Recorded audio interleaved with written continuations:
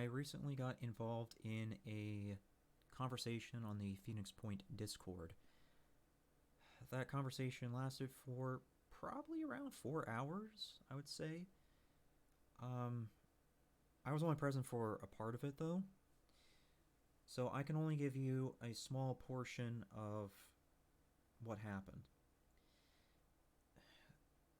The thing that we agreed on is that Phoenix Point does have a concept or an idea that could be good if they manage to fix their stuff. Right now, it feels like a beta. There was plenty of people who were saying that they felt the game was not balanced, that it was not finished, and things like that. So we all agreed on that.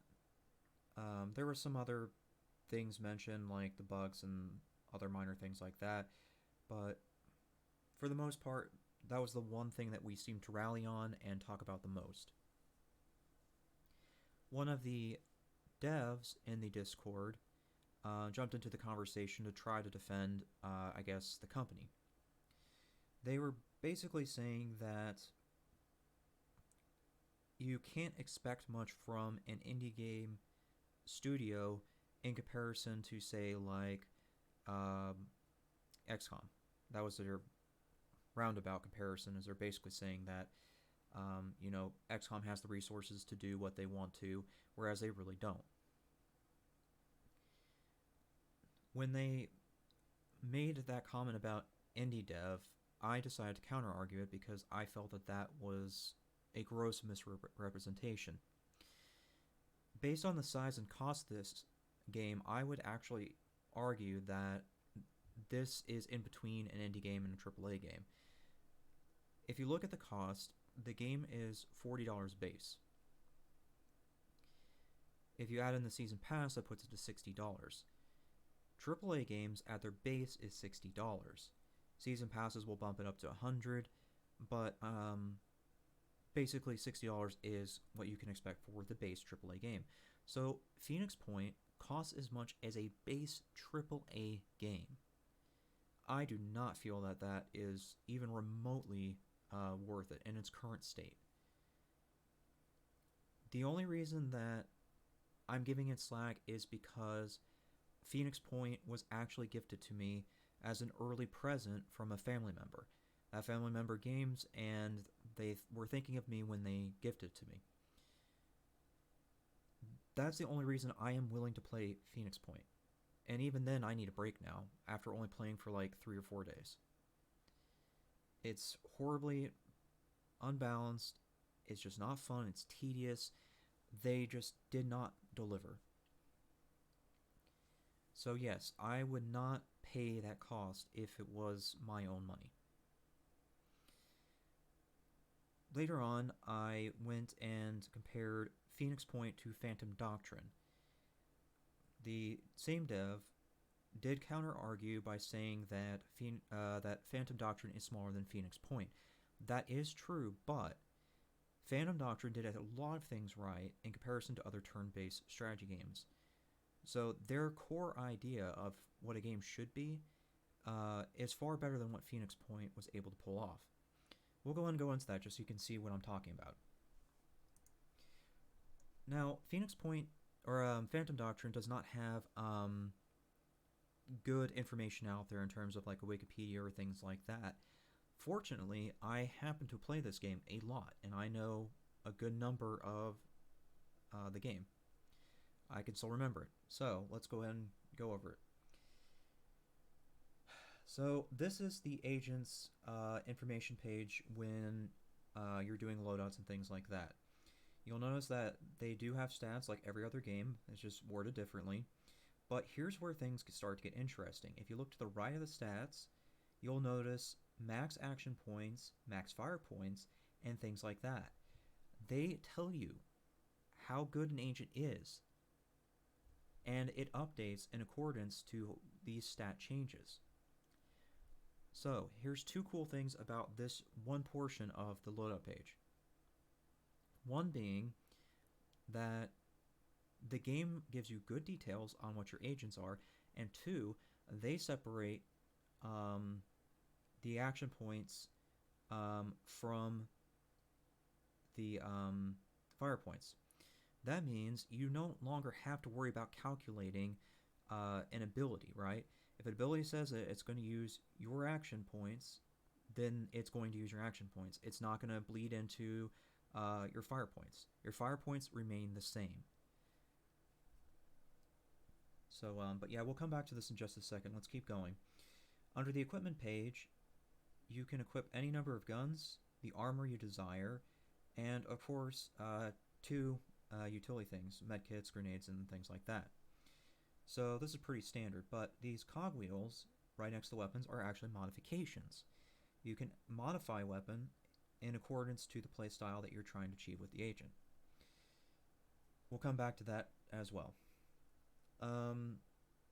The bottom part is where things get a little bit crazy.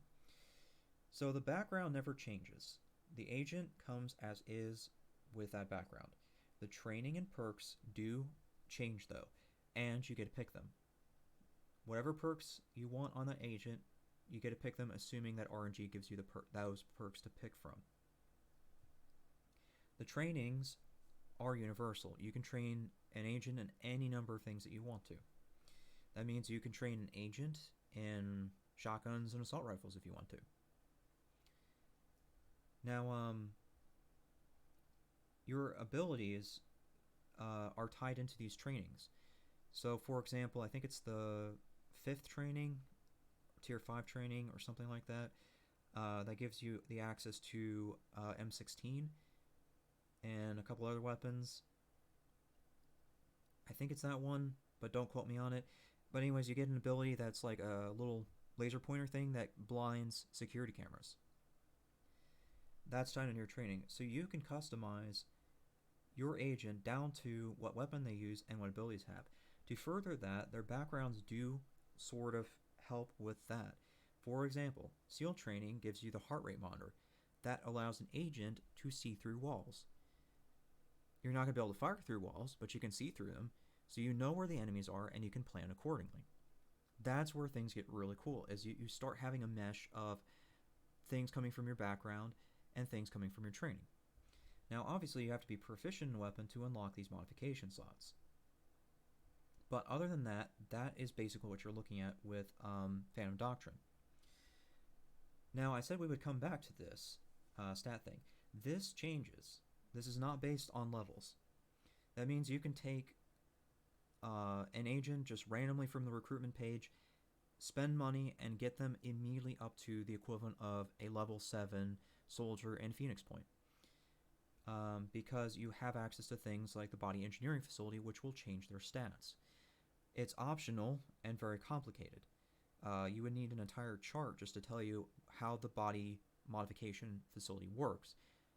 It's also very broken. The body modification system can allow an agent to move up to, from what I've seen, 32 tiles in a single turn with nothing like dash, and be able to fire 6 times. So basically one agent becomes super soldier status. But yeah, that's like body engineering, completely an optional thing. But the point is this right here. This entire system is probably the coolest idea I've seen in a turn-based strategy game, because they remove the class system completely from the game.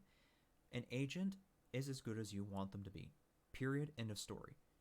It's not like Phoenix Point, where you're restricted to classes, and even further than that, you're restricted to classes that will win you the game. Unfortunately, Phoenix Point does force you into using Rage Burst and these other crazy combinations because the game is just not balanced. They've made some classes way too strong and some enemies way too strong. An example is assault rifles. They have no use in the game. None. In Phantom Doctrine and XCOM, assault rifles were useless till the end of the game. You could run on those weapons completely fine. But no, in Phoenix Point, the only weapons that matter is sniper rifles and heavy weapons. That's it. Nothing else is really going to do anything for you. So, yeah, there's that. I can't really think of anything else to say other than that I really hope that Phoenix Point gets their crap together. I'm tired of seeing games say they're gonna do something and then they just completely fail. It's happened so many times. It's tiring to see it over and over again. It's tiring to talk about it over and over again. If you're gonna make a game, get it right or don't do it. Please. Save us all the headache. That's all I have to say. Thanks.